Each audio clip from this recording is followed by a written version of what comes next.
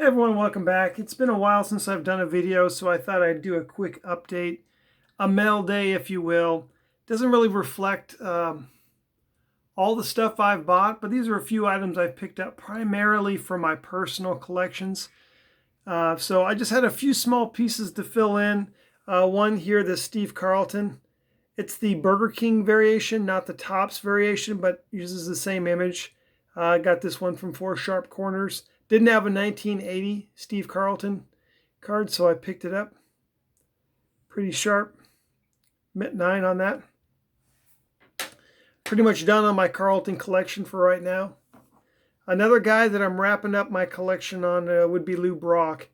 So this is his last card that he's in. A really cool, actually, I like this card because he shares it with Yastrzemski. Both of them have hit the 3,000 hit mark in the 79 season. So as you can see in the card, I've picked up a few Yastrzemskis over the last couple weeks as well. But I've got his highlights from 1978 coming, and that'll be the last card I need.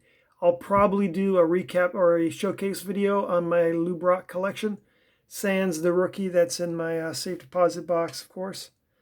A couple of 1971s. So here it is with the new SGC slab, if you will. Looks pretty good with the black borders, I'll admit. I had to do a little bit of shopping on this because I didn't want to pay so much for this. I passed on getting this in a PSA 6, and I paid a third of the price of a PSA 6 for this in an SGC 5. It's a decent card. It's got a bit of a print dot there. I think that's why the grade is much lower than it probably should be. The centering's off a little bit on it as well, but still pretty cool card. I did not have the 71 Seaver yet. Nearly complete with my Seaver collection. Just need to pick up his regular 1972 card, and I'll be done with that.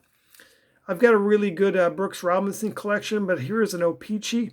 It's a fair 1.5, also obviously SGC graded.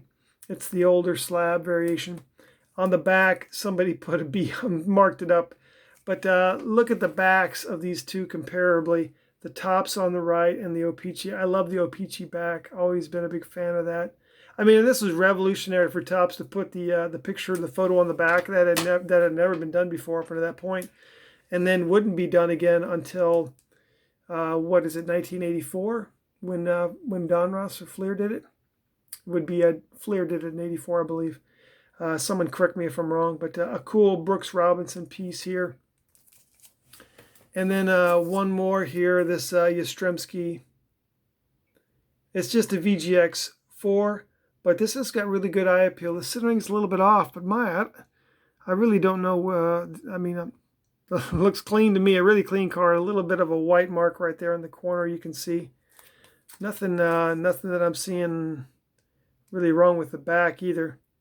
Picked it up on the minimum bid. I think I got all three of these SGC graded cards on minimum bids. But a nice little card for the Yastrzemski collection. Don't have a huge Yastrzemski collection, but one of the cards I did pick up, I've got his rookie in a 7. So this is his second year card. And oftentimes you'll find once people are priced out of the first rookie card, they'll shift to something a little bit more affordable. And I think the 61 card is a pretty cool option. It still has the star rookie on there. Uses the same image that's in his 1960s rookie card. And it's a vertical card as opposed to that parallel card, if you will, from his rookie. Although I'm a big fan of his star rookie. It's got the comic on the back, etc. But yeah, this card, like all things, is going up, so I figured I'd pick it up. I was doing what I called the Yastrzemski project. I was helping a friend put together a couple PSA grade Yastrzemskis for his Father's Day present, which is coming up this weekend. And when I was doing my research, I realized, man, I probably should pick up one of these 61 Tops Yastrzemskis before it's too late. So I picked that up for about 120 bucks.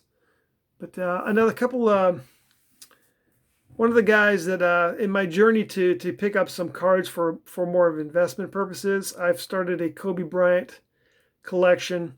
And in doing that, you know, I probably will keep some of these cards as PC cards. But this is one I really found interesting, this Fresh Faces. if you don't follow, this is kind of a rare insert from the 96 Ultra. There was one fresh face in every, I want to say maybe, was it 48 boxes? It's every 2 boxes. I don't know how many packs are. So one in every 72, that's what it was.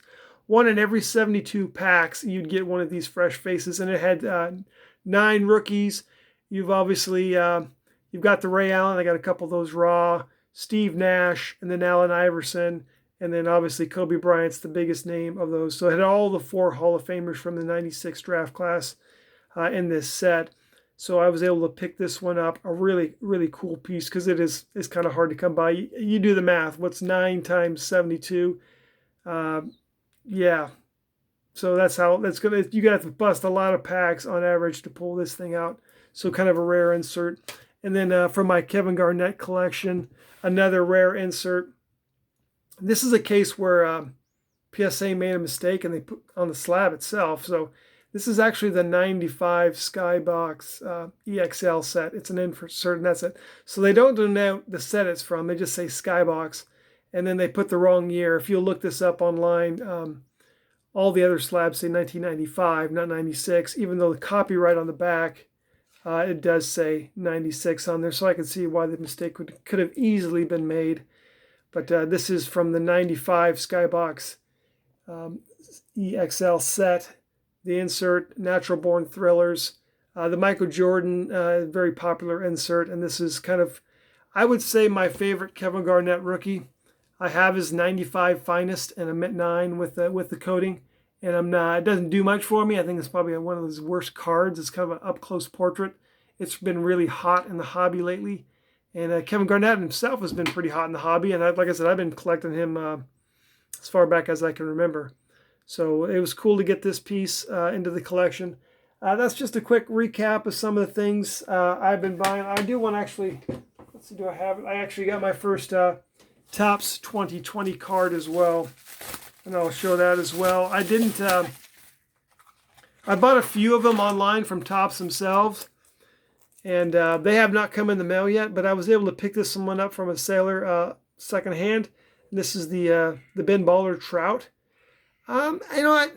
I would say this was the one I was most eager about getting, but I'm kind of like, it's not as, like now that it's in hand, I'm kind of like underwhelmed by it a little bit.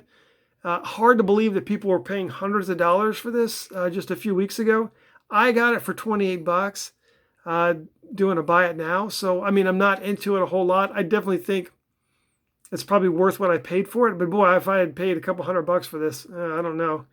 It doesn't pop as well, you know. It's kind of disappointing because it's an awesome design.